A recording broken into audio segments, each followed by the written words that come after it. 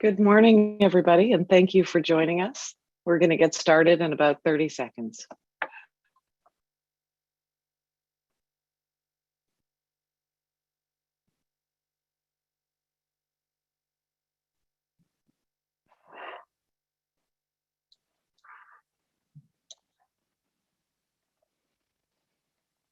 Okay, it looks like we have a lot of people joining us from all over.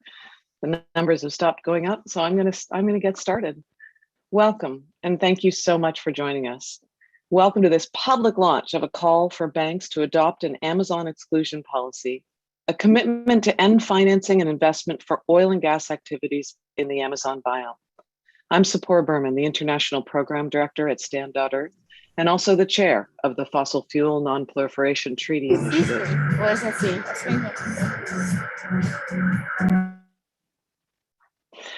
I'm speaking to you today from the unceded territories of the Squamish, Musqueam, and Tsleil-Waututh nations in Vancouver, Canada.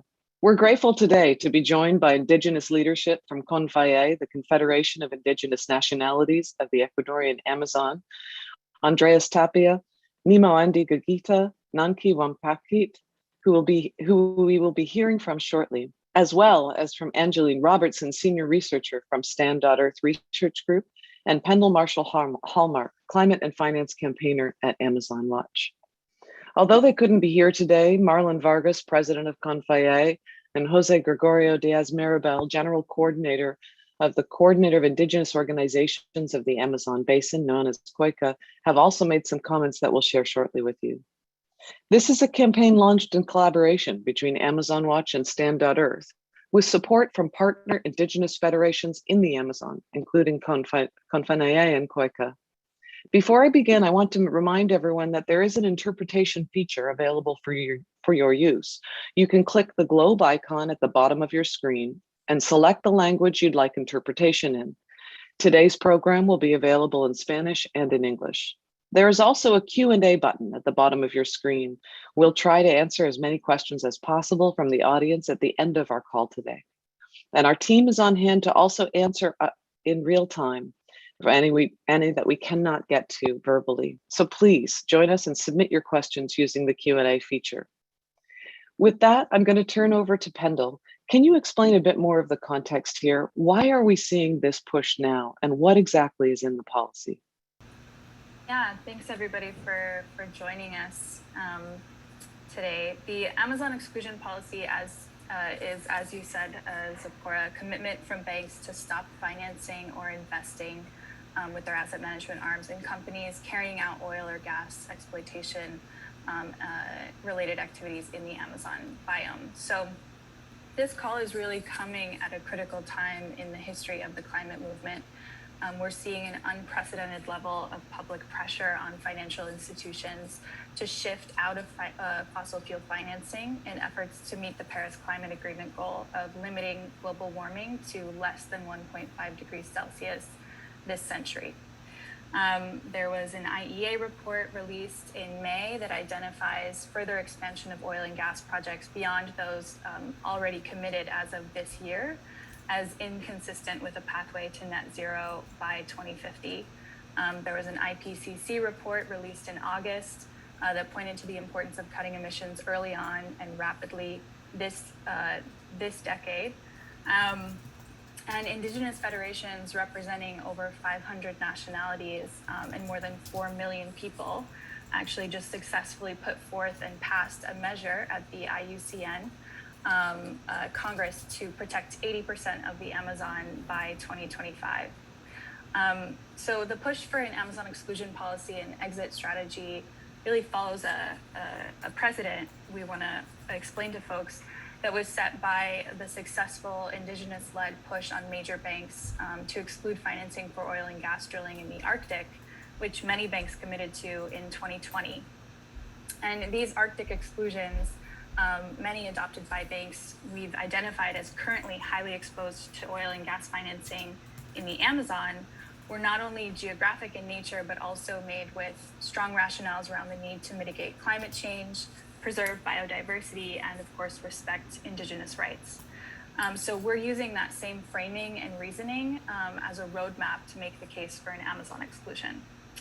And we're already seeing the devastating impacts of global warming everywhere, obviously, but it's important to really point out the significance of its impacts in the Amazon rainforest. There are huge human rights implications to climate change in the Amazon. It's home to thousands of indigenous peoples who've been stewarding and maintaining the rainforest's ecology for millennia. These people are being attacked and killed at increasingly high rates for defending their territories from extractive projects. And this is something that we've seen when you look at lists of the most dangerous countries and places in the world for environmental and land rights and indigenous activists. Some of the most dangerous places to be a land and indigenous rights activist are in the Amazon, places like Colombia and Brazil. And we're also seeing biodiversity significantly impacted, right, when the Amazon is hurt. The Amazon holds approximately 10% of the world's biodiversity. It's essential to ecological functioning and to global food supply chains. And of course, it's a key part of climate change mitigation, right? It regulates regional water and weather systems and absorbs about 120 million metric tons of carbon each year. But of course, and as I'm sure many of the folks tuning in today are aware, the Amazon is already reaching a tipping point due to the rapid deforestation and unprecedented fires that have been set largely by people incentivized to clear land for industrial activities. Parts of the Amazon have reached what scientists now call a tipping point, which is the point at which the forest goes from being a significant carbon sink to a carbon emitter, giving off more carbon than it actually absorbs. And this will, of course, have catastrophic effects on the global climate. So oil and gas, and I think this is an important point to make as we're leading off this discussion, are often not considered deforestation industries in the financial sector and by most people, right? In the same way that agro-industrial activities are. But it bears mentioning that oil and gas industries are often the first to cut into pristine parts of the rainforest, fragmenting the forest and paving the way for other industries to develop it further and raise that forest even more. So in short, because of the Amazon's significance as a home to indigenous peoples and as an ecological powerhouse in the fight to avoid the worst effects of climate change, it really is incumbent upon banks to urgently adopt a policy and exit strategy that will rapidly phase out financing and investment for oil and gas from the biome. And we're going to hear more about this in a moment from our colleague Angeline Robertson about the details of the Amazon exclusion policy and exit strategy that we're calling on banks to adopt. But I want to outline three of its key components and elements for everybody. The first is an immediate commitment by the end of this year, at the latest, to not finance or invest in the expansion of any oil or gas activities in the Amazon biome, so in expansion. Two is a commitment to end by 2025 financing and investment for any and all companies that are currently engaged in oil or gas activities with the purpose of facilitating the responsible wind down of operations. So first is expansion, the second is existing operations, and the third point that we have in this exit strategy is a commitment to exit all loans, letters of credit, and revolving credit facilities for all traders actively trading oil or gas originating in the Amazon biome by the end of 2022. And we're going to hear a little bit more about that in a moment from Angeline Robertson. But in our research to build out this campaign, we identified a number of major banks that are heavily exposed to oil and gas in the Amazon and have reached out to them to discuss the possibility of adopting this exclusion. Thank you so much, Pendle, for that really important context. We'd like to hear from Indigenous leadership now, and are joined by members of the Leadership Council of CONFIE, the Confederation of Indigenous Nationalities of the Ecuadorian Amazon. I hope, I don't see yet on the screen, but I hope we're joined by Nimo Andy Gigita, Women in Health Director, Andreas Tapia, Communications Director, and Nanki Wampaki, Director of Territories. I'd like to start by first sharing a few quotes from leaders who could not join us today, but who play a critical role in this work. The first is a quote from Jose Gregorio Diaz Mirabal, General Coordinator of COICA, the Coordinator of Indigenous Organizations of the Amazon Basin. He writes, "Our collective fight to defend our territories is a fight to protect the planet from the climate crisis we are currently living. A geographic exclusion policy is a commitment from banks to exclude all types of financing and investment in any kind of oil or gas activity carried out in the Amazon. This is an urgent and necessary proposal that aligns with our call to protect at least 80% of the Amazon rainforest before 2025. The IUCN has already approved this measure, and corporations must follow this mandate. Any bank that continues to support the fossil fuel industries that are destroying the largest tropical rainforests in the world cannot declare itself an ally in the fight to protect our future and that of the planet." Marlon Vargas, president of Confinae, has stated that the banks that finance this destruction are complicit in what is a genocidal threat for us and an existential threat for all of humanity and our planet. Very powerful quotes from those leaders, and we're so delighted to have several leaders from the Amazon joining us today. I want to ask Mr. Tapia if you could explain a bit about how Confinae has resisted oil and gas activities on its territories previously, and why Confinae considers the push on banks to demand an Amazon exclusion policy important.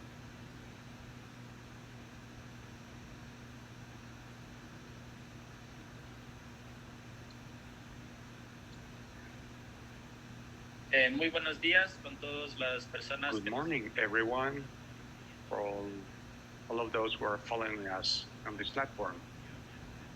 I thank you for inviting me and for holding this event, where we're participating as members of the governance bodies of Confinae. And the quotes of our leaders reflect our vision about this topic. Surely, the Ecuadorian Amazon has a story of struggle and resistance since it was created in 1980. This has been a constant threat due to the expansion of the extraction industry. But the organization, the baseline organization, have pushed back on oil companies mainly. Remember that in the 1980s and 1990s, Wellington started to settle in Central and South Amazon territories. We also had the presence of several companies in Block 28, for example, Tripetrol. And in the 2000s, they weren't able to implement their extraction projects due to the strong pushback of social and indigenous nations. CGC Oil Company also had to retire thanks to the pushback of the Sarayaku people. And in fact, the Inter-American Human Rights Court established measures to protect the collective rights. And more recently, the Waurani resistance, where we had a historical lawsuit to protect 220,000 hectares of Amazon territory, keeping it from being exploited in the Huaran territory. All of these resistance processes have succeeded despite the constant efforts of the government to expand these activities. Until 2017, we saw the attempts to increase oil exploration activity during the Rafael Correa government, but this also received an organized response from indigenous nations. In fact, during the previous government of Lenin Moreno, several blocks had to be declared, or one of them had to be declared a force majeure, since no extraction was allowed. And in the Pastaza province, with the main headwaters of the Marañón and Amazon rivers, there's also a resistance process. There's a key topic for us, which is having or making sure that banks adopt an environmental policy that does not violate collective rights and that goes hand in hand with the rights to enjoy a healthy nature that we have. Companies usually try to go over collective rights of indigenous nations and of the rights of nature. So the fact that several banks have assumed the commitment to stop financing oil trade coming from the Amazon basin is a significant step forward, a very important achievement for us because it shows the results of a strong advocacy campaign, and it will surely encourage many more banks to do so, not only American or European banks, but also Asian banks and banks from everywhere around the world. Otherwise, the commitment assumed by states, as the president has said, to increase, to double oil production, puts our territories at risks, commits over 3 million hectares of the best preserved forests in the world. We're talking about the areas of the Yasuni National Park and other areas that are deemed to have the highest biodiversity in the world. If these areas were to be opened for exploration processes or prospection processes, or even exploitation, this would compromise our way of life and the whole balance between humans and nature that we preserve in our communities, in addition to endangering the balance of all humanity in times where fighting climate change is a decision of governments, or should be a decision of governments, but it's the communities and indigenous nations, the ones who are actually meeting our commitments to protect the environment.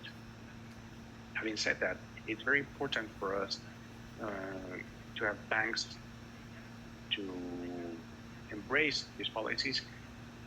7 banks have already done so, and to start implementing environmental friendly policies to avoid the vulneration of our rights and to move into a true ecological transition processes beyond the extraction of fossil fuels into post-extractive societies that live in harmony with the environment, as our communities have done since the beginning of times, and that continue to do so. Thank you. Thank you so much, Andreas. We do have, I see,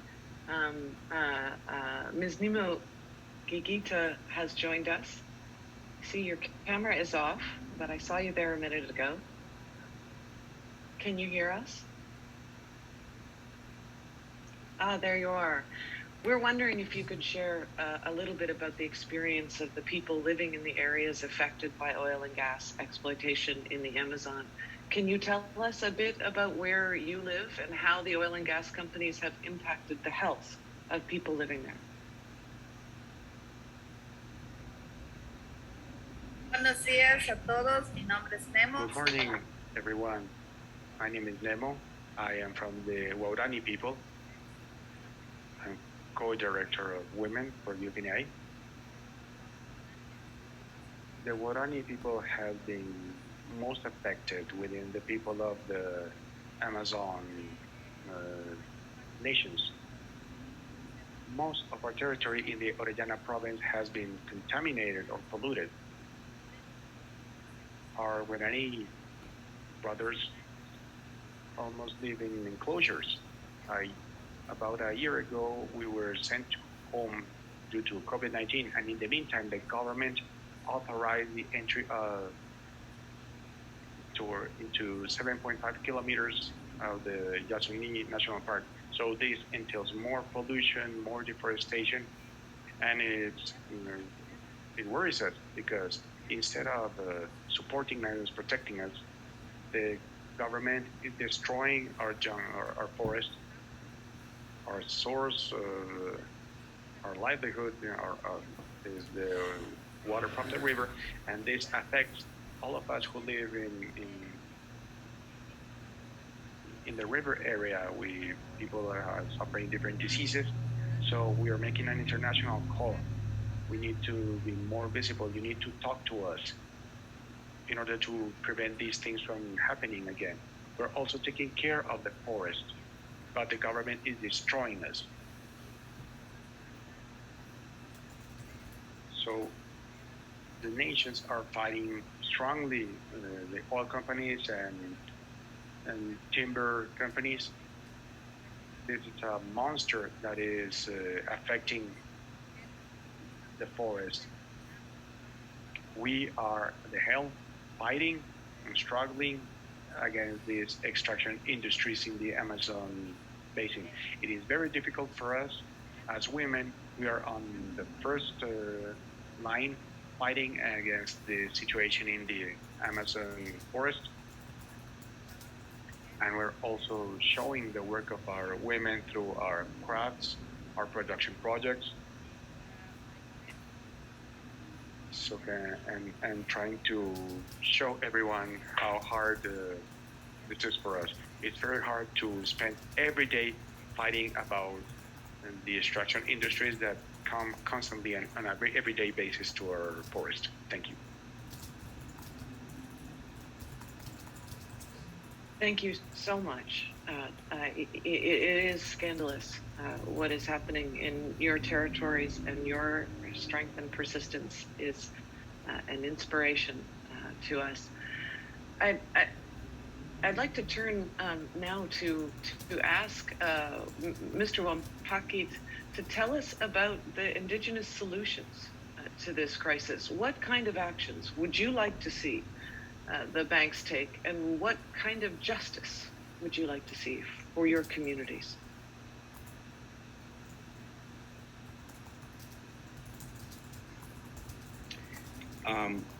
Muy buenos días, amigos. Good morning, everyone. Friends from different places joining us on this platform. Greetings from Nankiwan Kantiki, Territory Director of 11 nations. It would be very important for us if those banks that are currently financing the extraction industries, if they became aware enough and realized that the planet needs us, the planet is asking for help, and stop killing living creatures in the Amazon. I mean by this, we are fighting every day. Peoples and nations are constantly fighting to preserve and keep this beautiful Amazon basin. However, the government and the development, the so-called development, is what's killing us and finishing us.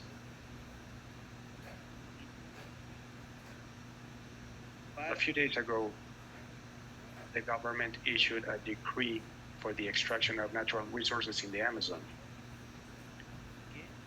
Decree number 95, which enables multinational companies, such as oil and mining companies, to come in with full guarantees. And we have been fighting against that in an attempt to say that we do not agree with oil extraction and mining. This means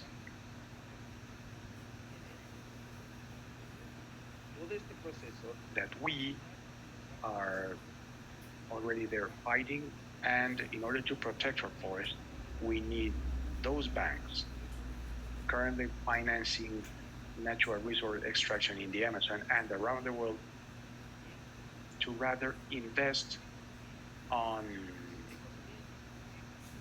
indigenous economic development. That will mean to finance the entrepreneurial projects of indigenous communities, for everything that we have specific enterprises from our families. In the central, north, and south, we're seeing a lot of destruction. Mining in the south. Mining at the Zamora River is polluting. The river is totally polluted. There's no fish. And families have had to purchase canned goods. Thus, we do need resources to invest, and it would be very important that each one of the nations to have a healthy life without pollution. Hence our call for the banks to directly finance nations to invest resources in the indigenous nations, because it is us who are preserving and taking care of the forest.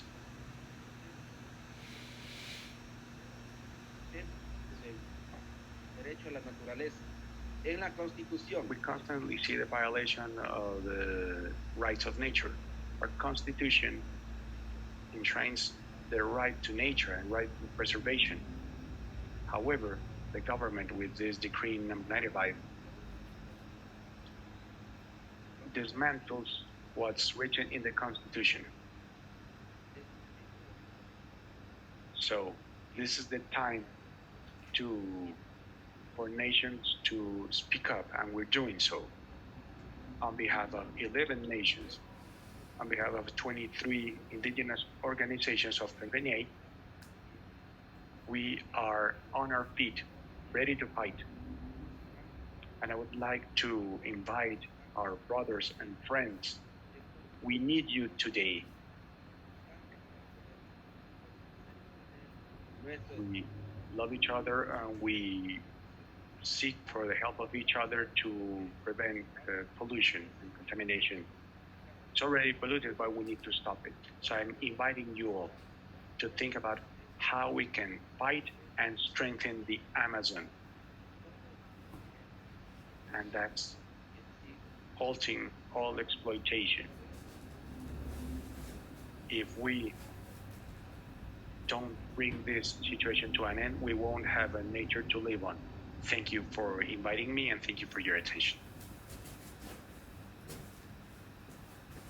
Thank you so much for those powerful words. I think it's very clear from your example that the recent greenlighting from the Ecuadorian government on further oil drilling highlights the failure of government leadership right now at this important moment in our history, and the urgency of this exclusion, the need for the private sector to act.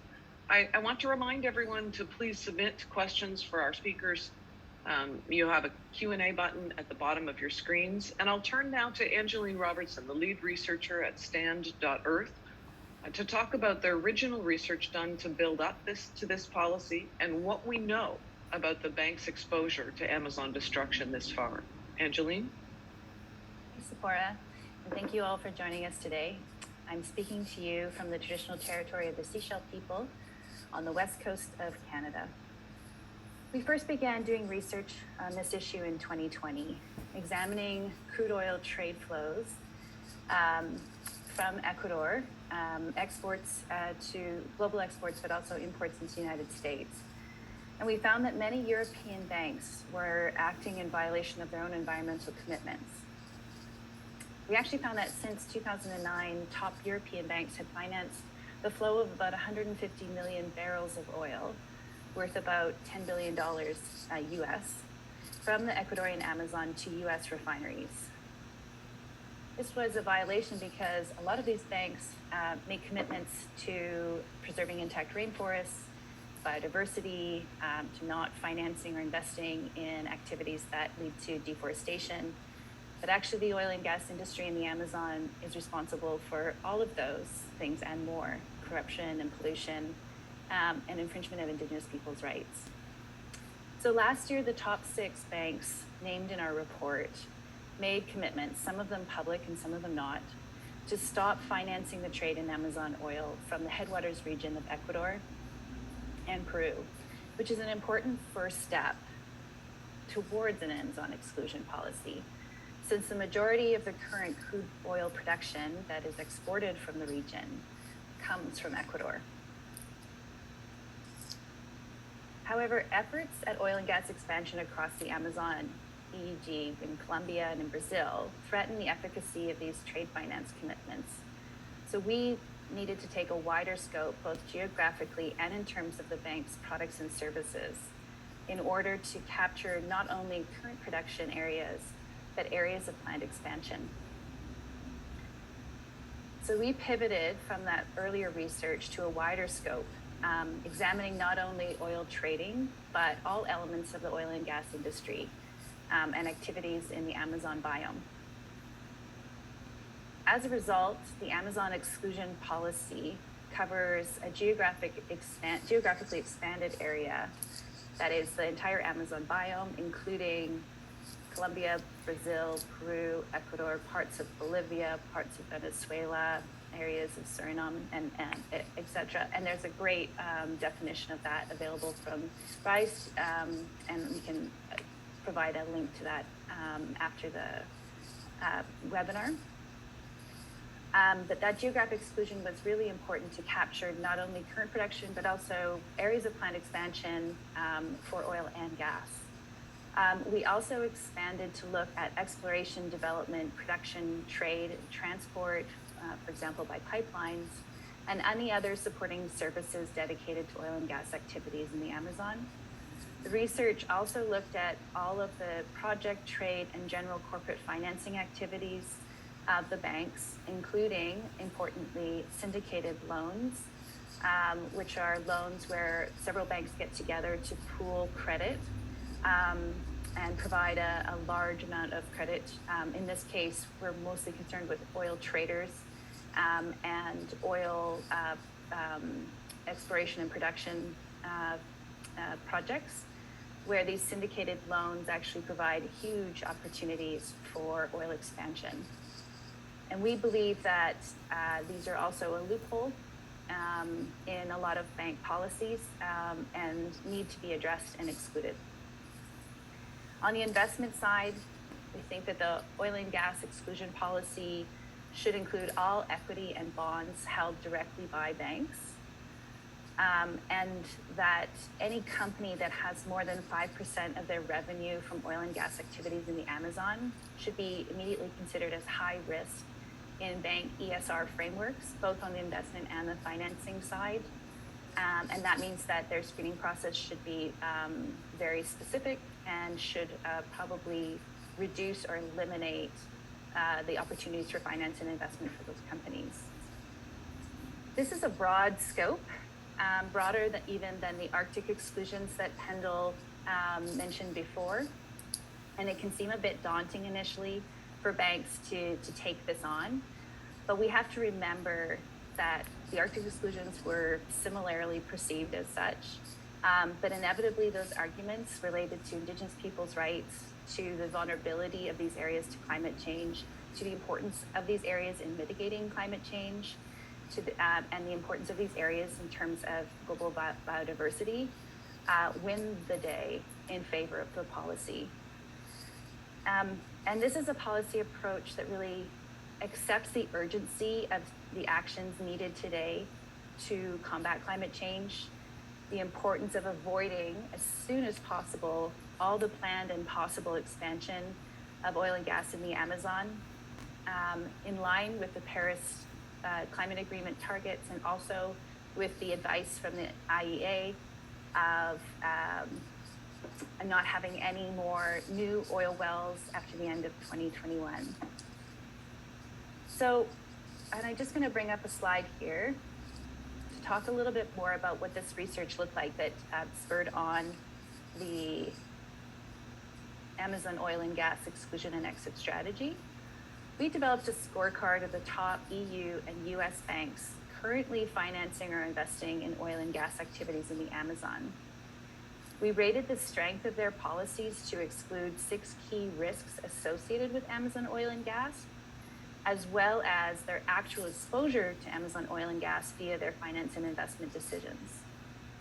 Those 6 key risks include climate change, deforestation, biodiversity loss, the infringement of Indigenous peoples' rights, pollution, and corruption. And I'm not sure if you've seen any of the headlines recently about the corruption that's been revealed amongst oil traders active in the Amazon. These 6 key risks were, we looked at the quality of the bank policy at managing those risks. And we also looked at the exposure that the banks have to the top 100 oil and gas companies active in the Amazon today through finance and investments. That report is publicly available, and we can share a link after the webinar. And it shows that no banks are currently leaders in protecting the Amazon. It really revealed to us that there is a policy missing.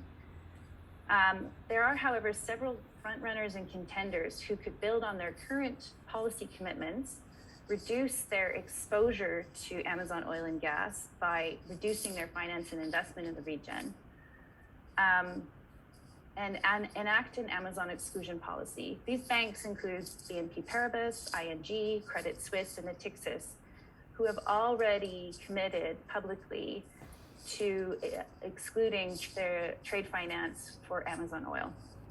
There are also several banks named in the report who are laggards or followers in this movement, such as JP Morgan Chase, HSBC, and Deutsche Bank, who continue to support the oil and gas industry in the Amazon and lack even some of the basic policies to manage the risks that they are complicit in the rainforest destruction.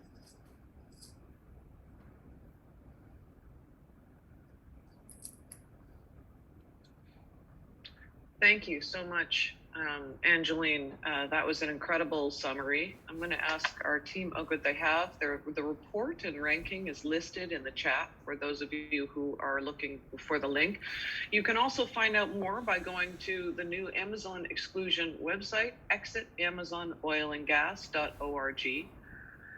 We're going to open up now to questions. We have questions that have been coming in from the audience to our panelists. I see we have now doubled the amount of people who have joined us today. Thank you so much for joining us today. If you've just joined, just to note, there's a Q&A function at the bottom of your screen where you can ask questions, and also a live interpretation function at the bottom of your screen. Just click on interpretation and choose your language. So first of all, I'm going to ask Pendle if you can address this question.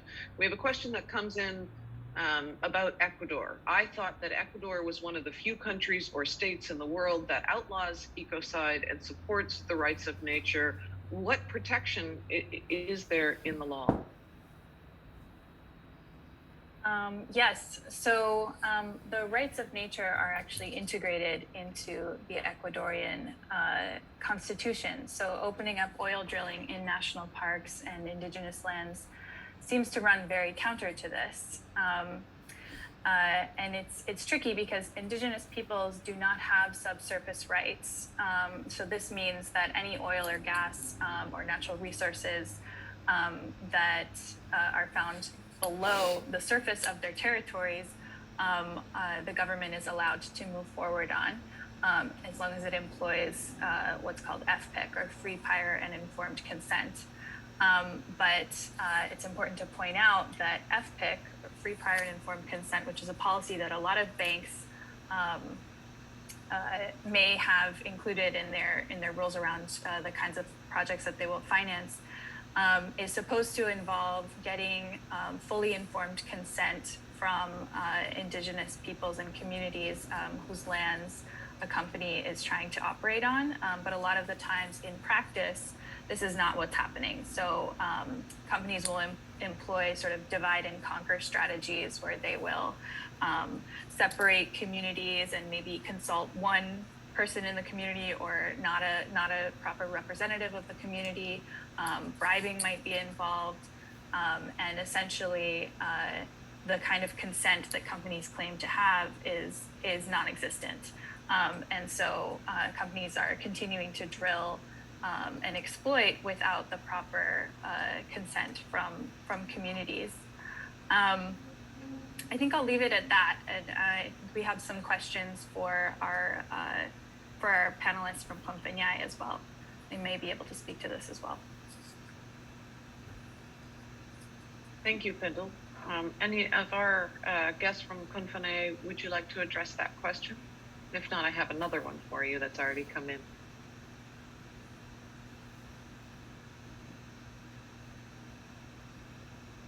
I always wait a moment for the translation, but I'm going to give you our second question. Bueno, quisiera, gracias también por las preguntas. Realmente dentro de la Constitución existe el derecho a la naturaleza.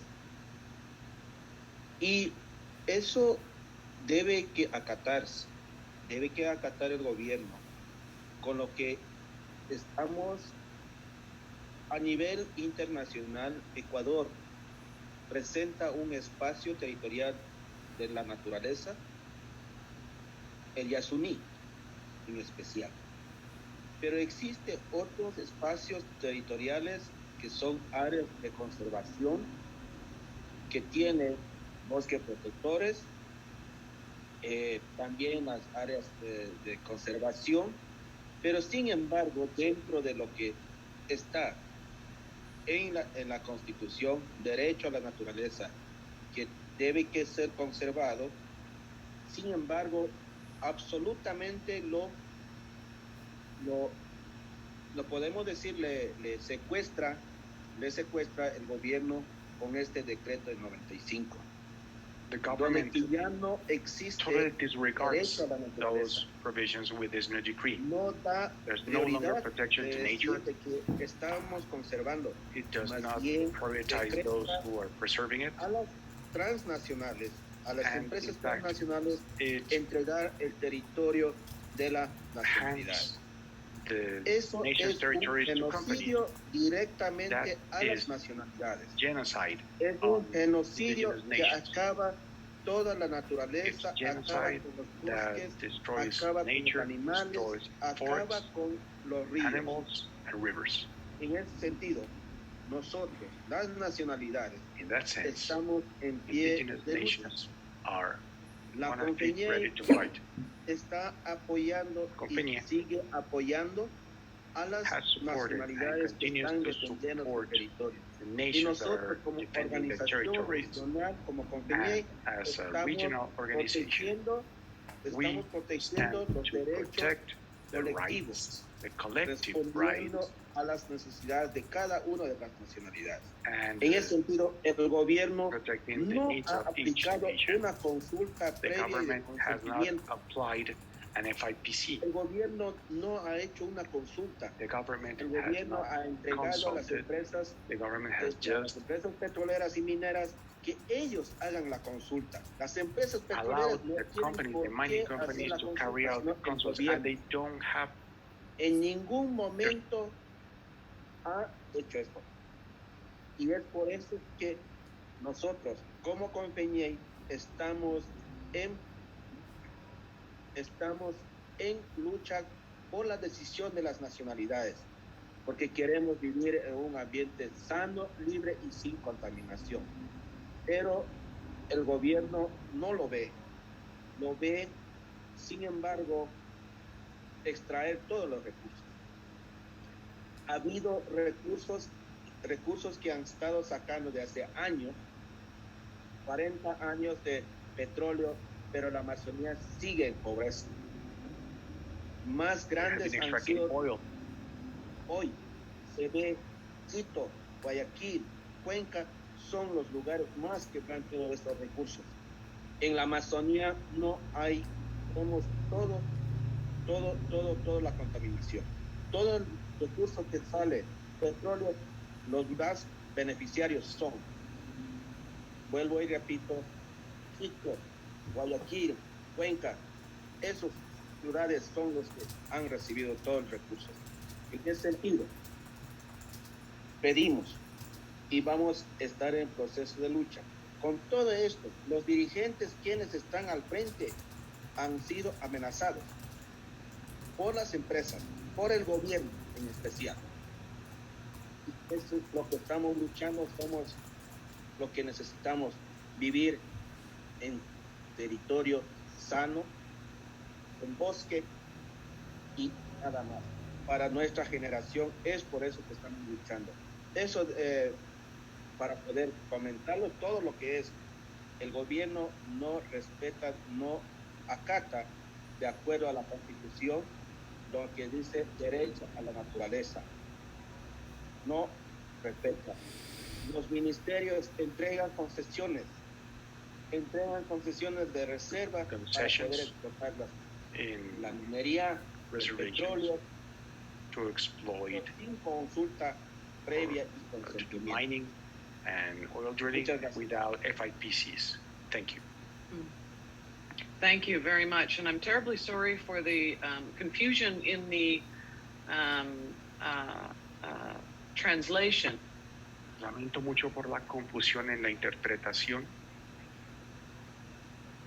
Apparently the English translation was on the Spanish channel for that. So I apologize for that. And we'll try and get that fixed as we move forward. So keeping along the same line of discussion, we had a question come in Spanish. Andreas Tapia, I'm going to ask you if you could speak to it. The rough translation of the question is, I agree that the Ecuadorian state has destroyed the Amazon and has not properly consulted its inhabitants. Now the state has always said that oil and gas and mining and exploitation is necessary to feed the entire country. In that way, it is using a political discourse of solidarity. How do you respond to this issue? Andreas, would you like to take that question? It's a big one.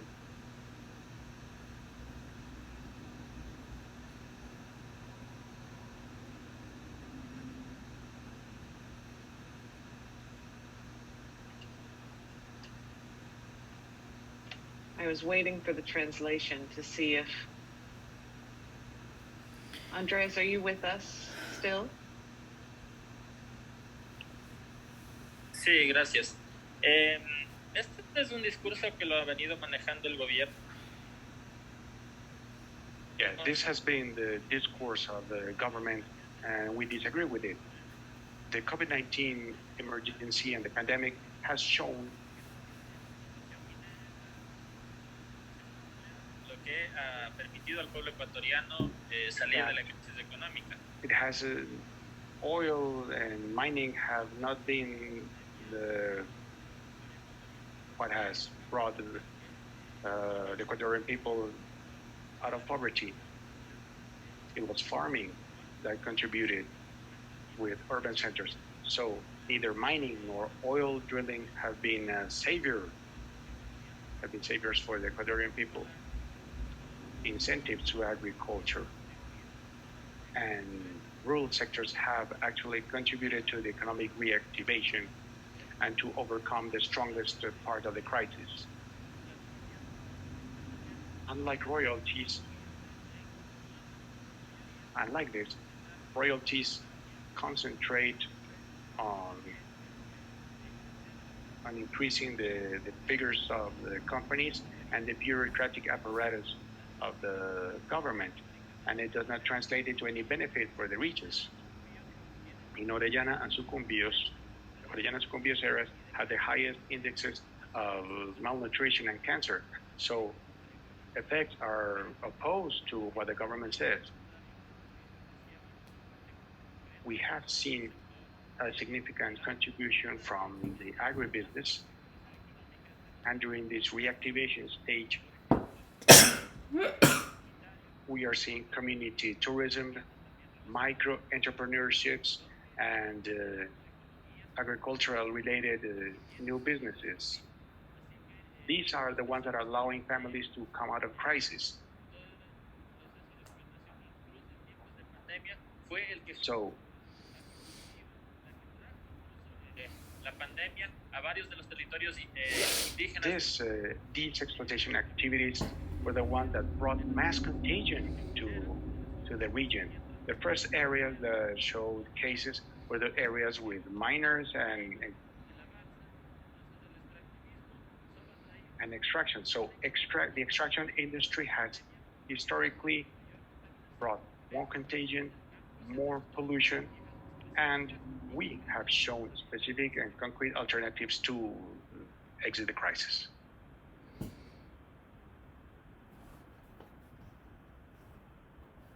Thank you so much, Andreas. Related on this economic conversation is the issue of debt. There has been a lot of talk about how debt drives these extractive industries in many countries in the global south, and I'm wondering, Pendle, if you can comment specifically on the debt question and if and how that is driving new oil extraction in the Amazon.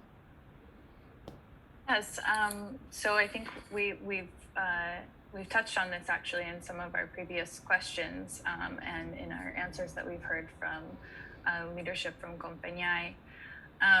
But this issue of sustainable development and how countries like Ecuador can get out of debt is deeply tied to the oil and gas industry because we've seen that a lot of the oil and gas exploitation and the promises to drill are directly linked to debt that Ecuador already owes to a number of outside countries. And so we really need to figure out a way to shift away from an exploitative, extractive model of development, which I think is what has been made clear by this conversation. And I think this is actually also, the typical response that we get in conversations with bank leadership around pushing for an Amazon exclusion policy is this concern that if they adopt an exclusion policy or if they no longer finance oil and gas, that they are essentially ending their support or their financial flow to countries like Ecuador, because so much of these countries' oil and gas industries are nationalized. We're really trying to push banks to look at other ways of supporting these countries, investing in other directions. I think this may have been touched on earlier in our discussion, but one of the things that Indigenous and frontline communities are calling for is reparations for the harm that has been caused by the oil and gas industries and exploitation on their territories. And so this model of constantly drilling further and further in order to make up for debt that countries have amassed is not a functional one. And I'm not sure if our other panelists might want to speak more to that. I know, Angeline, you might have some thoughts on that as well. But I will leave it at that for now. Thank you, Pendle. Angeline, did you want to add? No, that was great, Pendle. Thank you. I will add one thought, which is that this question of new oil extraction in order to feed a nation's debt, which we're also seeing in many other countries of the global south, at the exact same moment, of course, that it was mentioned before that the IPCC, the IEA, are all calling for an end to fossil fuel expansion in order to meet the goals of the Paris Agreement. So this question is exactly one of the reasons that the organizations here, including the Indigenous organizations, as well as Amazon Watch and Stand.Earth, are endorsing and calling for a fossil fuel non-proliferation treaty. You can find information about that at fossilfueltreaty.org. We're joined in this effort this week from elected officials from around the world.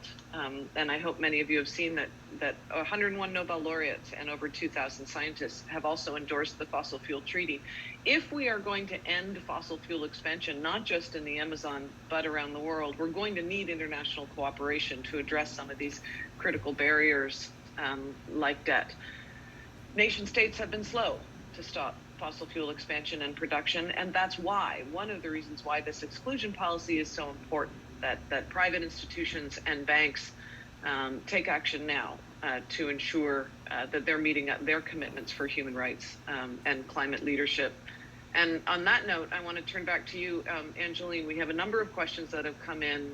I'm going to give you two and ask you if you can address this. The first is how is oil drilling connected to other impacts and deforestation in the Amazon? Why are you focusing, just on oil drilling now and not these other extractive industries? And then secondly, why is bank leadership so critical to protect intact areas of the Amazon? There have been exclusion policies in other areas, Arctic tar sands. What's happening with those and what have we learned from them? So those questions to you, Angeline. Well, first of all, we're focusing on oil and gas. Is really about looking at where we fit into this movement. There are a lot of other organizations who are looking at Amazon deforestation, particularly through the lens of the agricultural drivers of deforestation, beef and soy being chief among those. So we're fitting into a broader movement and looking at oil and gas as a forest fragmentation driver. So I don't know if we mentioned sort of the concept of the first cut being the deepest, but Amazon oil and gas really focuses on going into intact forest landscapes, pursuing major oil fields and potentials.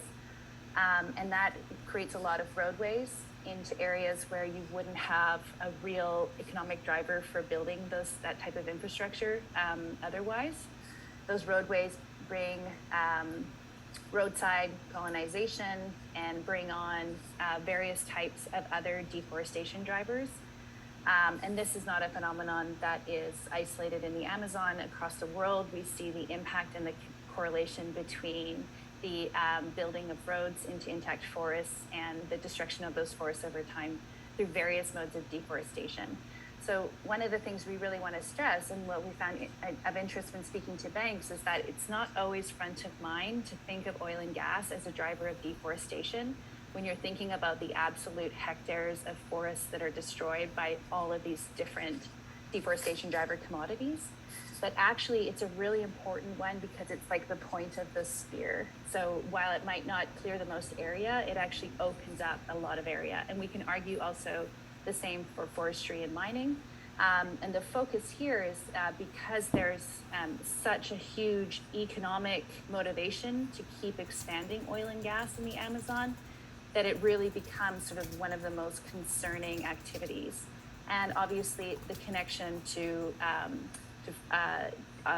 combating climate change and reducing our reliance on fossil fuels, and thinking globally about the areas where fossil fuel reductions need to occur now in order to also save our major natural climate mitigation areas, such as the Amazon, the Arctic, these big rainforests and important areas. So I think that there's it's a good question, and there are a lot of reasons why we would look at other industries, but there's a really good reason why we're focusing here.